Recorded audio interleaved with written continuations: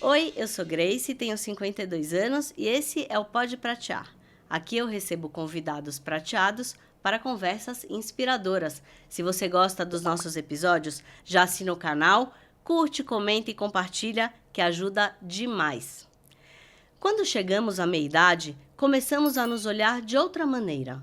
Não porque deixamos de ser quem éramos, mas porque passamos a enxergar com mais clareza quem nos tornamos. A maturidade tem esse poder.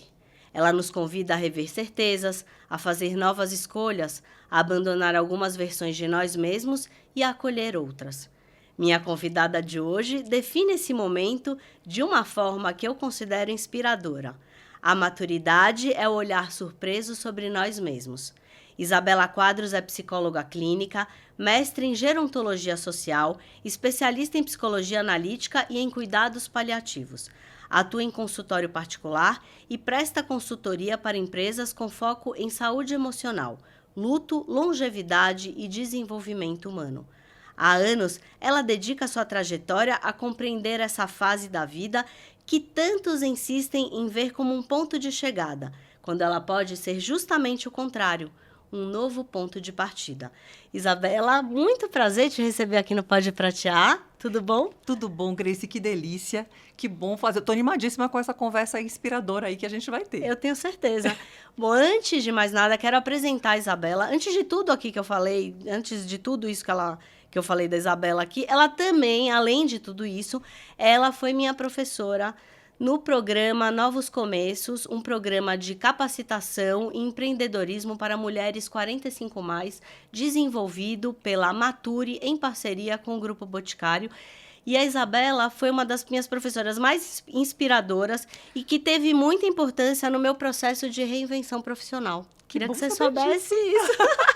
Fico orgulhosa, né? Enfim, muito, muito gratificada também. Preparem-se, gente, porque vocês vão ver quem é a Isabela agora, hein? Isabela, você define a maturidade como o olhar surpreso sobre nós mesmos. O que é surpreendente nessa fase da vida? Essa fase da vida, né, quando a gente pensa, falando aí um pouco, puxando o peixe para minha sardinha, eu sou psicóloga, a gente pensa num processo, nós somos seres em construção, em desenvolvimento. Então, Jung fala muito desse processo de individuação, que é um processo que ele só termina, Grace, quando a gente morre. Né? É um processo onde a gente vai se conhecendo, onde a gente vai se aproximando de quem a gente é. Né? Tem muitas, no início da vida tem uma coisa muito onde a gente vai olhando para o ambiente e entendendo e tentando até se aproximar e parecer com o que esperam da gente.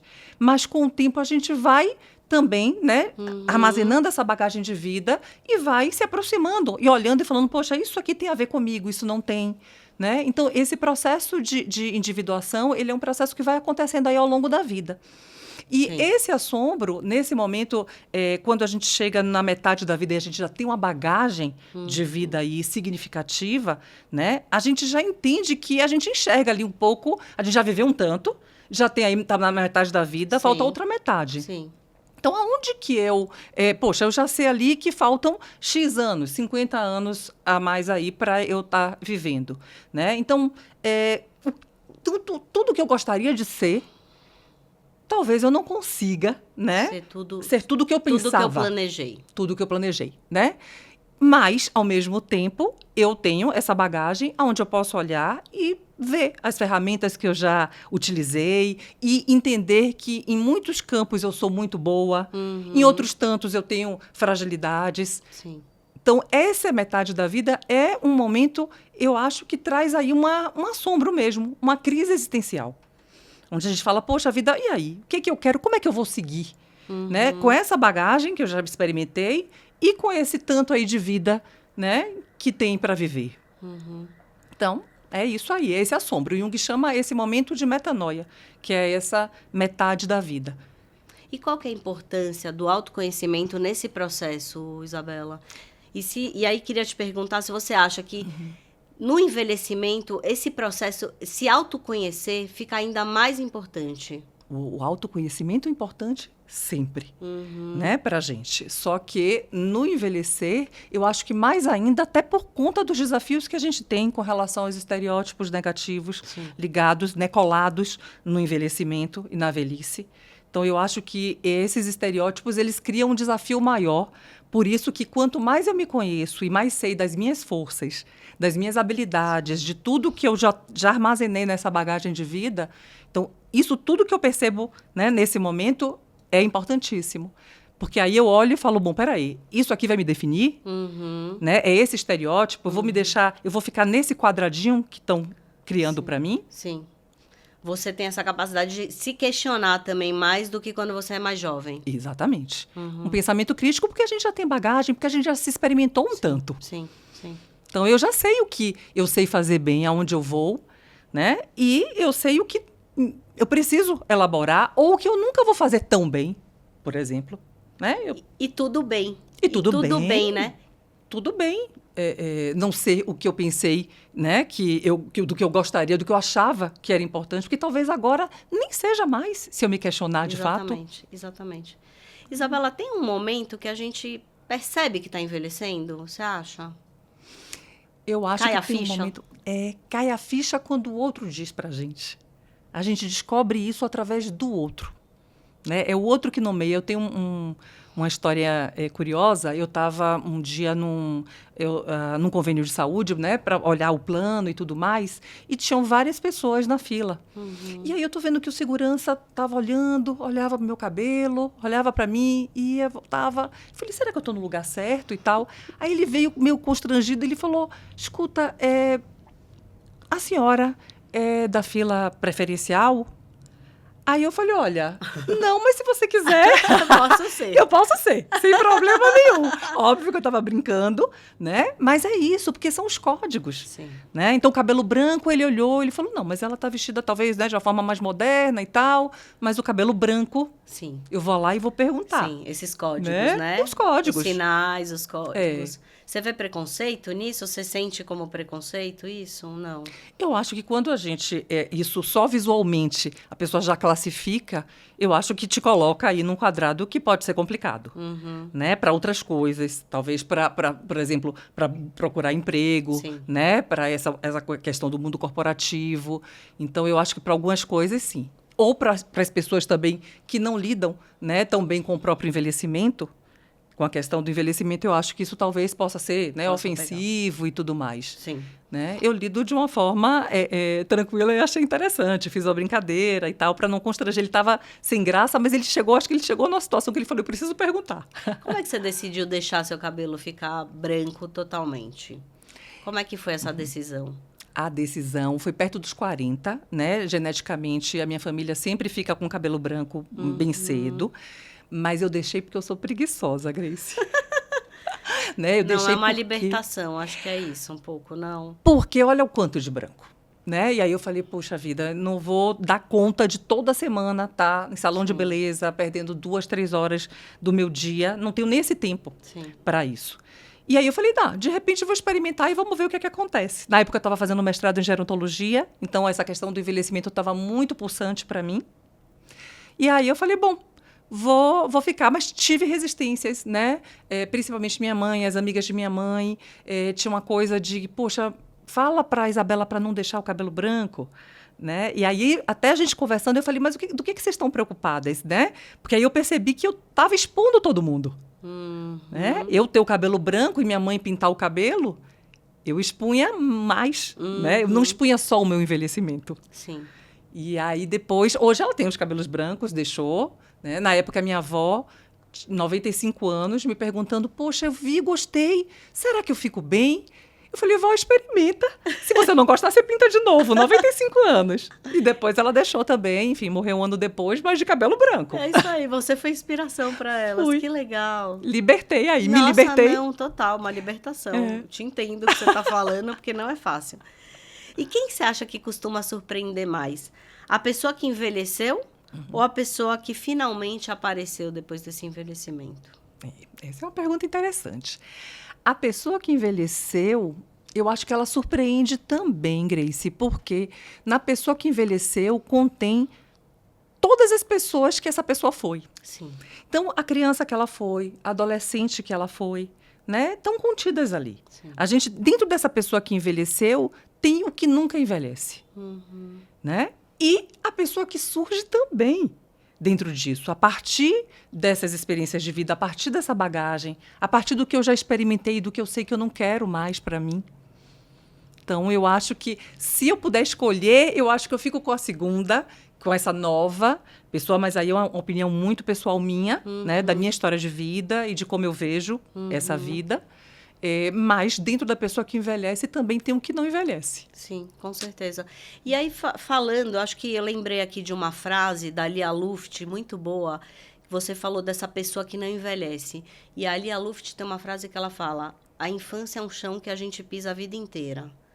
E eu acho essa frase também, porque a gente vai envelhecendo e tá sempre carregando ali a nossa infância. É um assunto que eu não costumo trazer muito, mas eu queria tocar um pouco com você. Oba. Porque eu acho super interessante isso. Eu acho que a gente é um pouco a criança que a gente foi, ou a gente começa dali, né? Queria que você refletisse um pouco comigo sobre essa frase. Eu acho que a gente pode pensar, primeiro, uma frase linda, né, e verdadeira.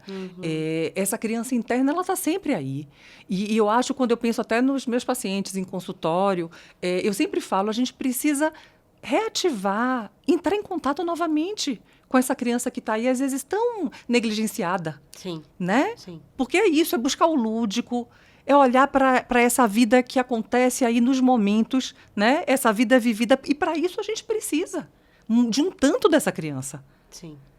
Né? Para olhar, para brincar. Ou até né? para trabalhar essa criança, Isabela, resolver coisas, não? O que você acha, né? Nós somos um somatório, né, aí de traumas. Que é o que você falou, sim. Então, essa criança, ela volta num contexto aí terapêutico e da gente pensar, né, e a gente é fruto de tudo que a gente viveu. Então, isso é importante, mas o brincar, né, eu fico pensando, a gente esquece disso, né? Eu ouvi uma vez uma frase que a gente fala que quando a gente vai ficando adulto, a gente vai ficando adulterado. Verdade. Né? Então, o quanto que essa criança ela vai ficando mesmo para escanteio, negligenciada. Super. E o quanto que a gente precisa, porque essa criança ela tem uma inteireza que é muito importante, né? Ela trazia todas as emoções, uma intimidade com essas emoções. E quanto que tá, por exemplo, no consultório eu vejo cada vez mais as pessoas com dificuldade de nomear os próprios sentimentos. Né? O que você está sentindo? Mas como que é isso? Como que é esse sentimento? Sim. Então, a gente precisa, às vezes, fazer esse exercício para a pessoa se aproximar de algo que constitui a gente 99,9%, que são as emoções e os sentimentos. O nosso racional, nossa consciência é um grãozinho de areia. Por que você acha que a gente vai tendo essa dificuldade de nomear os sentimentos? Você tinha tocado já nesse assunto numa das aulas lá da Mature, e eu fiquei com isso na cabeça, porque realmente a gente vai esquecendo das coisas que a gente... daqueles sentimentos que a gente tinha ao longo da vida. Você acha isso? Você acredita nisso? Eu acredito que a gente vai achando que a gente controla a vida. Né? E no nosso entorno, o próprio positivismo da ciência, né? E a forma como a vida ela vai sendo organizada. A gente está num sistema capitalista que trabalha muito na escassez, né? E que dá um match muito grande com a nossa natureza. Nós, seres humanos, nós somos seres da falta. Então, sempre falta alguma coisa. A gente nasce com um vazio existencial e vai morrer com esse vazio existencial. Então, porque nós somos seres em construção. É justamente da falta que nasce o desejo. Né? O desejo é buscar alguma coisa que vai trazer alguma coisa que a gente não tem. Então, é isso que move a gente. Né? Então, eu acho que a gente vai olhando e se orientando, a gente vai se afeiçoando a ser máquina. Né? A olhar e ter esse... Por exemplo, no mundo corporativo, quando a pessoa é demitida, a gente fala, essa pessoa foi desligada. Desligada, é verdade. Olha que coisa, olha que associação com a máquina. Sim. Então, isso vai tirando a gente, né, da nossa humanidade. A gente vai, de fato, eu acho que se afastando, tentando controlar por aqui. Só que aqui é muito pouquinho, é a pontinha só do iceberg, segundo Freud. Né? Então... eu acho que é muito esse caminho que a gente faz, achando que a gente controla alguma coisa da vida. Muito bom. Durante muito tempo, a gente aprendeu a associar o envelhecimento a perdas, né? Mas te ouvindo também ali nas aulas que a gente, que no ano passado, eu passei também a enxergar a maturidade como um tempo de expansão, de descobertas e de novas possibilidades, que eu acho que é por isso que estou aqui. O que a sociedade costuma enxergar como perda e que você enxerga como transformação? Eu enxergo como transformação, por exemplo, quando eu me olho no espelho, que normalmente, né, tem até um psicanalista francês, o Jacques Messy, que ele fala do espelho quebrado, quando a gente olha e não se reconhece. E sem romantizar o envelhecimento, né? Eu acho que isso é uma experiência de cada pessoa escreve a sua própria história. Sim. Mas quando eu me olho no espelho e vejo as marcas no meu rosto, eu enxergo, aquele é o meu mapa de vida, na minha opinião. Né? As marcas que eu tenho do meu rosto. Os meus cabelos brancos que falam que eu já caminhei um tanto. A perda das ilusões. Né? E eu acho que a gente precisa mesmo. Eu acho que quanto mais a gente ganha maturidade, mais a gente precisa desiludir. Porque a gente não precisa de ilusão para nada. Isso é muito interessante. Então, essa percepção, para mim, é um grande ganho. Né? O que muita gente pode dizer, poxa, mas aí a pessoa vai ficando desiludida. Para mim, é uma grande aquisição. Você falava, para que a pessoa precisa de viver com as ilusões, né? Exatamente. A gente precisa viver nesse mundo aqui real, é isso? Nesse mundo real, nesse mundo como ele é. E olhar para as perdas, porque as perdas também dizem o tanto que eu sou, quem eu sou, o que eu quero, o que eu preciso, como eu quero me movimentar a partir de agora. Por que existe tanto receio de envelhecer, né?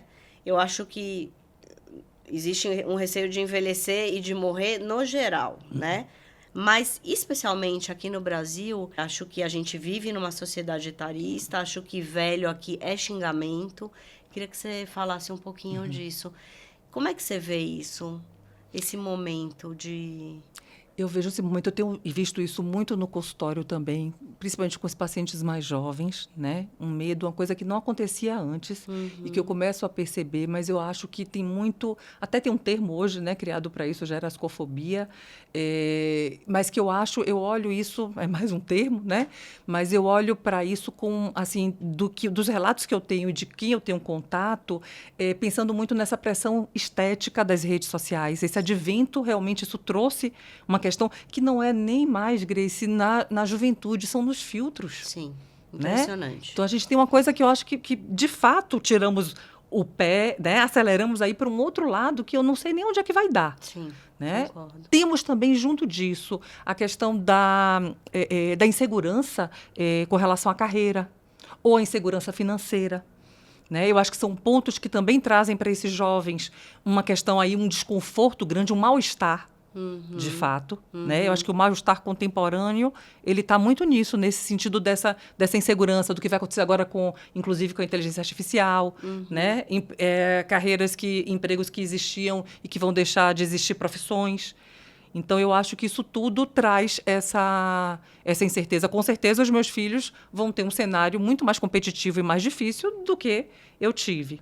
Sim, e aí eu queria te perguntar, quer dizer, o mundo mudou muito rápido, Isabela? Quer dizer, a gente é da mesma geração, né? Nós temos idades parecidas e, não sei, parece que o mundo deu uma acelerada. A gente vinha, né, na nossa geração, a gente olhava o mundo com um pouco mais de romantismo, talvez, e com um pouco mais de esperança. E eu vejo hoje uma competição, essa coisa de rede social, internet. Como é que você vê hoje o mundo, como é que ele está hoje? Como é que você vê na psicologia, assim? Eu vejo que essa quantidade de estímulos é uma coisa muito grande, que a gente não tinha isso antes, né, Grace?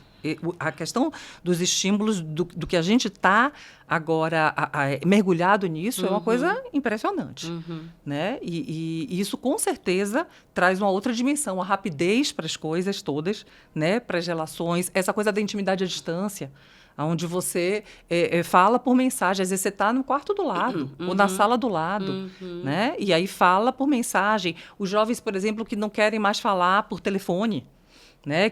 Então, e tudo isso, as dificuldades de comunicação provenientes disso, porque você começa a se comunicar, e aí, que tom é esse? Né? E aí, um monte de mal-entendido, comunicação que já é uma coisa complexa. Sim. Né? Agora, eu vejo também, ao mesmo tempo, quando eu olho para isso, eu falo assim, bom, mas esse evento, é esse fenômeno que não aconteceu antes. E a gente está aprendendo a lidar com isso, né? Com essa longevidade, com essa vida mais longeva, com várias gerações convivendo ao mesmo tempo, né? No mesmo momento né, de época, mas de momentos diferentes de vida.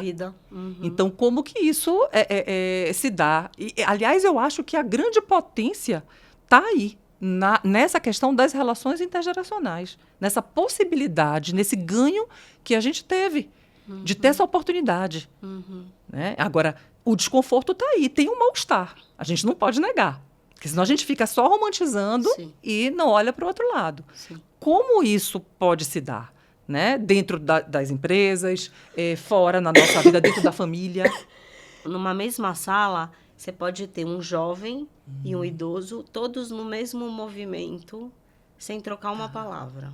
Girando a rede social, sem trocar nenhuma palavra. Quer dizer, antes né, a gente falava com mais tranquilidade com seu pai, com seu avô, e hoje esse diálogo está ficando mais difícil? Está ficando mais difícil. É só a gente olhar ao nosso redor, né, Grace? Quando a gente está nos restaurantes, a gente está... Eu gosto muito, né, quando eu estou esperando uma amiga, um amigo para um almoço, de chegar e estar observando, de ter o espaço para falar assim, poxa, como é que vai ser esse encontro? Né? Deixa eu me preparar um pouco para isso, deixa eu estar nesse momento. Pensar, né? Estar presente. Então, só que quando você olha para o lado, está todo mundo olhando para uma telinha. É assustador quando a gente viaja para algum lugar. Eu falei, gente, as pessoas não estão vivendo o que está acontecendo. Né? Elas estão querendo postar para existir dentro das redes, para ter os likes, quer dizer, virou uma coisa que saiu da experiência e foi para o experimento. Engatando aí no que você acabou de falar, quantas oportunidades a gente deixa de viver porque a gente está dentro da tela, ou porque a gente acredita em estereótipos, e até estar dentro da tela é um estereótipo, né? Eu acho, né? A gente precisa estar lindo de filtro dentro da tela, né? Dentro da tela, exatamente. Precisa ter o like, né? Para existir. Então, eu fico pensando nessa coisa da potência da vida que acontece nesse momento do agora. Né? A vida ela não acontece dessa forma, nessa extensão. Né? Dessa forma cronológica. A gente se organiza dessa forma. Mas ela acontece nas vivências. Ela acontece nas experiências. Nessa vida vivida. O quanto que eu estou... A minha vida com você aqui, a gente tem histórias diferentes, né? E similares em algumas coisas a gente descobriu aqui um pouco antes, mas... O que a gente está vivendo da vida sou eu e você aqui agora. Não importa o que aconteceu 5 minutos atrás, nem daqui a 5 minutos. É nesse agora. E o quanto que a gente está cuidando disso? Né? O quanto que a gente está atento para isso, para essa vida vivida? Acho que tá todo mundo muito carente disso. As pessoas me contam no consultório que entram... Isabela, eu entrei para tomar banho e de repente eu não lembrava se eu já tinha passado o shampoo. Olha que aceleração. Né? Quer um liga-desliga. Então, eu estou com dificuldade de dormir e aí eu deito, mas estava na telinha até pouco tempo. Estava com aquela luz incidindo sobre você. Então, a gente não é liga-desliga, a gente tem que fazer uma higiene do sono, a gente tem que se preparar e cuidar daquele momento. Mas a gente não está cuidando dos momentos. Pesquisas mostram que em muitos países os níveis de felicidade e satisfação aumentam depois dos 50 anos, que é a curva, né? A gente... começa feliz, vai caindo e depois vai subindo, né? O que explica esse fenômeno? Eu acho que o que explica é isso que a nossa bagagem de vida traz para a gente, né? Eu não acho que, assim, primeiro, não é uma coisa que acontece com todo mundo da mesma forma, né? Nós temos a nossa história e o quanto que a gente busca de autoconhecimento, isso é muito singular. Mas essa bagagem de vida, se eu estou atenta para isso, para esse autoconhecimento, para me experimentar, eu estou mais segura nessa fase da maturidade. Né? Eu já me experimentei, eu já sei dizer mais nãos com mais firmeza, eu já sei mais o que me atende, o que não me atende. Então, eu acho que essa bagagem, se eu perguntar aqui, a gente sai aqui na rua, e perguntar para as pessoas, poxa, o que você quer? Você quer voltar a ter 18 anos, né? Com relação à vitalidade, à força física, a vitalidade não, porque a gente pode ter muita vitalidade até o final, né? Mas a força física, o tônus, o colágeno, né? Todo mundo vai querer. Lógico. Voltar a ter 18 anos. Mas se eu perguntar com relação à clareza, trocar a consciência que você tem hoje, de quem você é, para quando você tinha 18 anos, eu tenho certeza que ninguém vai querer. Ninguém vai querer, com certeza. Porque essa bagagem de vida, ela tem um valor. Então, eu acho que essas pesquisas, elas devem apontar para isso, né? Para essa felicidade. E lembrando também, né, Grace, a felicidade, ela não é algo perene. Ela é algo que acontece em instantes, porque é uma coisa também que a gente está buscando, né? Tentando essa fantasia e correndo atrás de qualquer forma, né, através das redes sociais, porque no Instagram da vida ou no Facebook, todo mundo é muito feliz, felicíssimo. E é só a gente olhar para a vida, eu não sei como é que os consultórios estão tão cheios, né? Tem alguma coisa aí que está acontecendo que não bate. Então, eu acho que tem uma coisa que é muito disso, assim, é quando, poxa, eu olho para minha bagagem, eu tô dentro do meu eixo, eu tô olhando, eu tô em dia, sabe? Com o que eu vivi. Então, eu acho que a maturidade, ela traz essa potência e essa capacidade. Não sei se é todo mundo que acessa isso, mas que a gente tem ferramenta, tem. Sim, já chega muito mais, né? É. Preparado para os próximos 50. Exatamente. E, Isabela, qual que é o papel da autoestima no envelhecimento e na construção de uma vida mais feliz? Então, esse é um papelzão, né? Porque a partir do momento que eu enxergo os meus contornos, né, que eu enxergo o que para mim é importante, o que eu desejo, o que me falta, né? E quando eu entendo, quando eu busco isso, né, quando eu falo, poxa, vamos falar do desejo, do quanto que a gente pode ser desejante, não é uma coisa fácil. Ela precisa, de fato, de autoconhecimento, porque a partir do autoconhecimento aí a gente tem autoestima. Sim. O Né? autoconhecimento está em tudo, né? Está em tudo. Porque é o que a gente olha, né? É o que define a gente, não é o que encerra a gente, mas é o que traz mais subsídios para que eu possa ir em busca do que me falta. Né? Para que eu continue em movimento. Para que eu continue sonhando, para que eu continue, né? Enfim. E aí, dentro disso, o quanto que eu olho para mim com apreço, no sentido de, poxa, isso aqui eu sou bacana nisso, eu faço isso bem, sabe? E eu acho que até para nós, mulheres, tem um desafio aí maior. O quanto que a gente precisa até aceitar elogios, a olhar para isso de uma forma generosa com a gente. Sim. Né? Que parece que a nossa autocrítica, ela é mais forte. Por tudo que a gente é cobrada mesmo, né? Pelo sistema, enfim. É isso aí. Sim, é verdade. As mulheres têm um pouco de dificuldade, né? De aceitar elogios. Né? Quando alguém te faz um elogio, você sempre... mas é isso, mas é aquilo. Sempre tem um mais. E, na verdade, aceita. Então. Aceita, receba, abrace. Então, né? Porque parece assim, a gente fica constrangida. Sim. Né? Rola um desconforto. Sim. Então, assim, e o autoelogio, hein? A gente nem tá falando do autoelogio. Que é uma coisa que, assim, caramba, né? Deixa eu dizer assim, poxa, isso aqui é bacana. Isso aqui eu reconheço. E posso falar sobre isso. Sim, sim.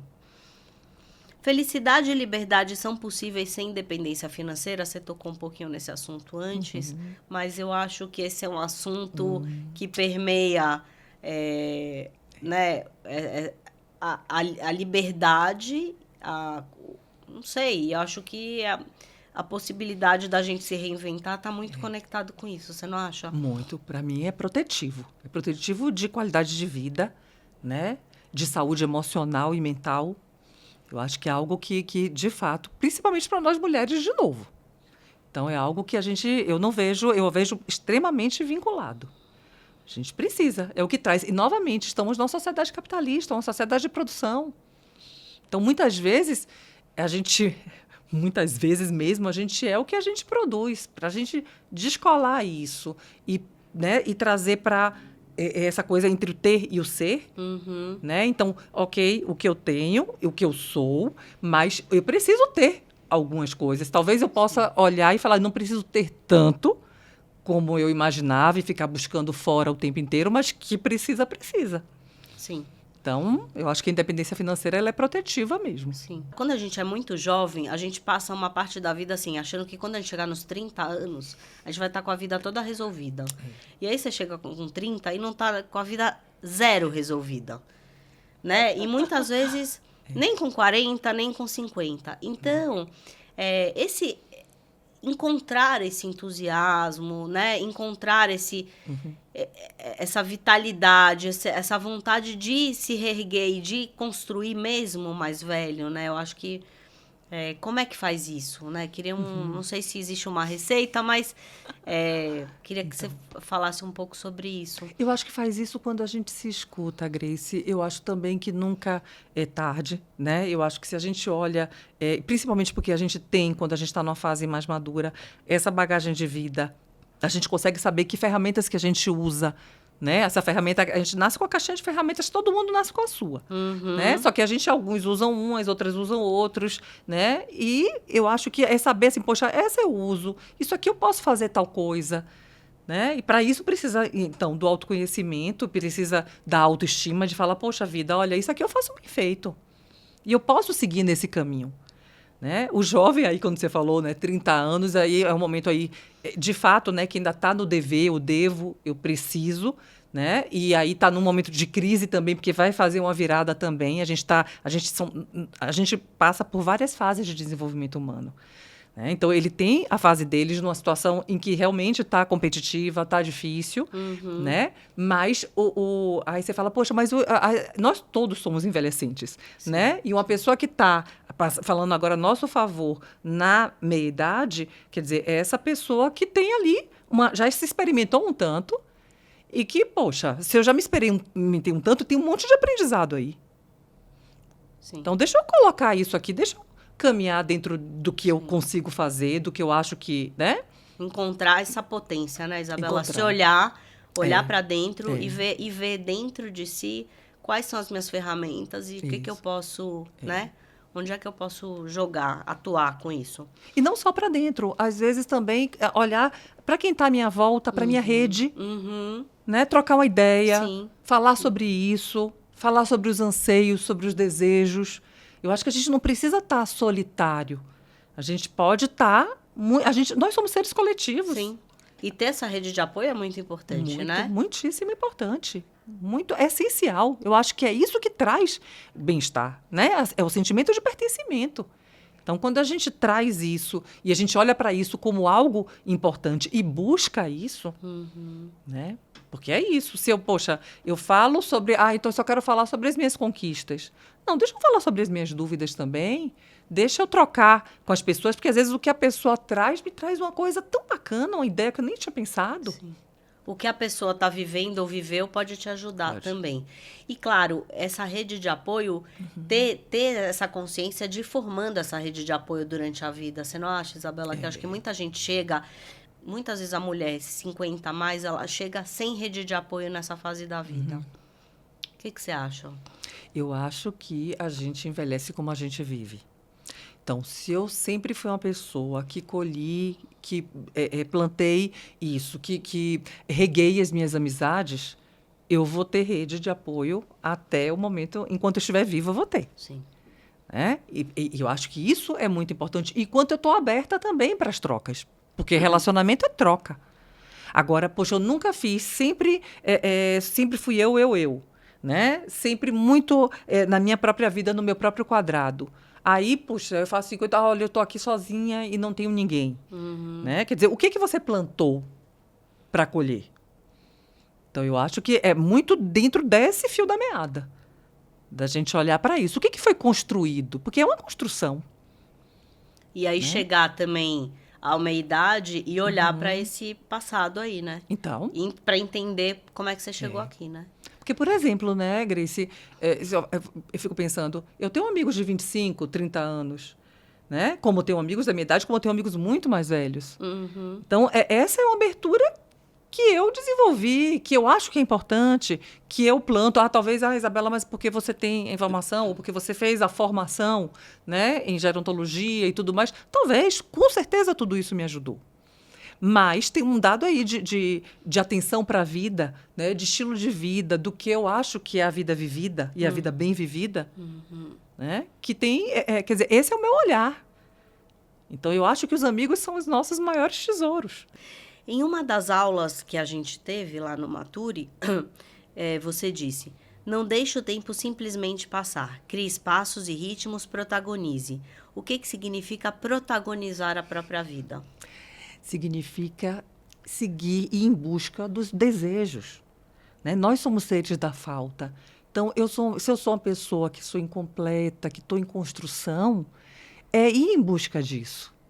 É ouvir esse chamado, é ouvir a curiosidade. Como é que na minha vida, qual é o espaço que eu dou para a curiosidade?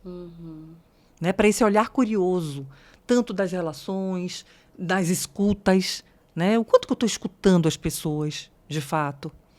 Né? E por que você acha que tantas pessoas que a gente vai se afastando dos desejos durante a vida? Acho que a vida é muito boleto para pagar. E a gente vai se afastando. A gente vai se afastando. Que é um pouco do que a gente do falou que a gente da falou. Infância, né? Vai colocando muito dessa coisa dentro do racional, dentro de um controle, né? E não vai estando atento para o ineditismo da vida. A vida ela é feita de inéditos. A vida ela surpreende a gente a todo momento. Ela é feita de ciclos, inclusive, né, Grace? A gente fala tanto, né? A gente tem um interdito aí na nossa cultura que é a morte, que virou um tabu, né? Mas a morte ela faz parte da vida. Né? Se a gente olhar para a natureza, e eu me lembro muito bem no início, logo da pandemia, as pessoas postavam muito nas redes e tal, na internet, era cada pôr do sol lindo, era nascer do sol lindo. E eu falei, gente, olha que oportunidade incrível que a gente está tendo, que o ser humano está tendo, de olhar para isso, de aprender com a natureza. De ter tempo. De ter tempo, né? E de observar. Sim. Porque se a gente observar a natureza, é esse sol que nasce, é esse sol que está lá no meio-dia, no alto, muito quente, é esse sol que se põe. A nossa vida, ela é feita disso. Né? Nas fases, né? Nos ciclos que a gente vai se propondo. O que você aprendeu observando pessoas que decidiram recomeçar? Eu aprendi coisas incríveis, porque eu aprendi que vale a pena a gente seguir e ir na direção dos nossos desejos. Vale a pena a gente se questionar o que, de fato, faz a diferença para a gente, o que traz significado. Né? E o quanto que isso é importante, porque quando a gente acessa isso e vai nessa direção, tem muita potência. Sim. É muita história inspiradora nesse sentido. Sim.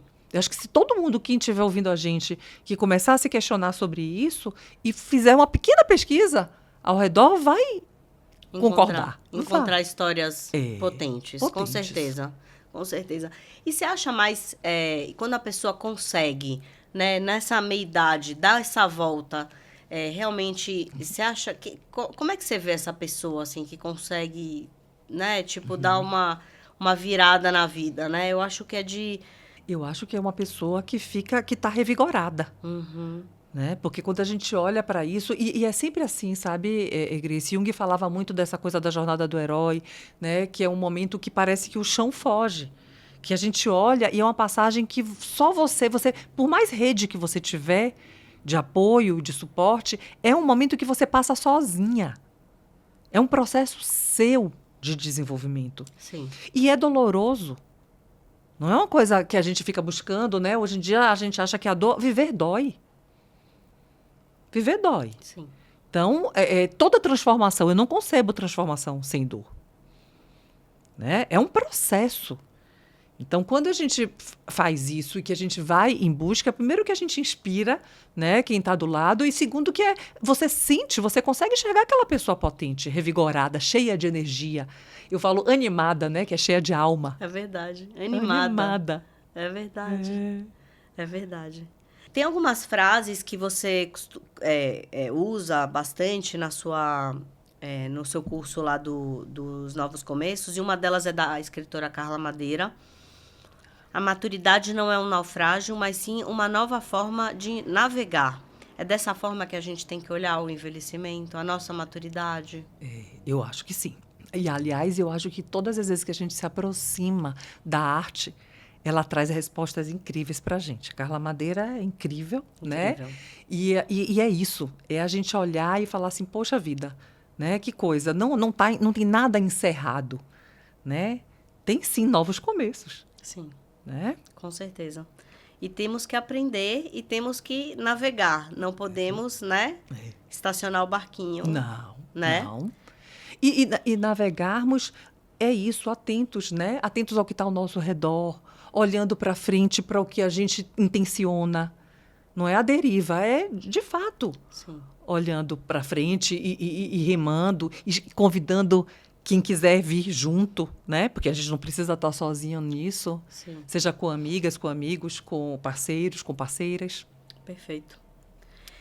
Bom, e para encerrar, queria refletir mais uma frase aí, sobre mais uma frase, dessa vez do poeta Sérgio Vaz. Quanto mais se vive, menos se morre. O que isso significa para você? Isso significa vida vivida. Isso significa o grande significado mesmo, assim, do meu viver, né? Eu acho que essa vida vivida nos momentos, né, nos encontros, é esse corpo que está afetando e sendo afetado o tempo inteiro, né? Nós somos seres relacionais, então, poxa, o quanto que eu estou aberta para isso? Né? Tem uma frase do Guimarães Rosa que ele fala que a gente morre para provar que a gente viveu. É algo assim, né? E eu acho que casa muito com essa frase do Sérgio Vaz. Sim. Porque é isso, é essa vida vivida. É isso que a gente leva da vida. É o que a gente viveu. E tem outra frase do Guimarães muito boa, que é o que a vida quer da gente é coragem. Opa. E é isso, né? Pois é, Pra encerrar. perfeito. Muito obrigada, Obrigada, querida. foi um Obrigada, prazer. Isabela. Bom, gente, a maturidade pode ser um momento incrível da vida, mas para isso é preciso coragem para se conhecer, continuar aprendendo e seguir em movimento. Até o próximo episódio. Tchau!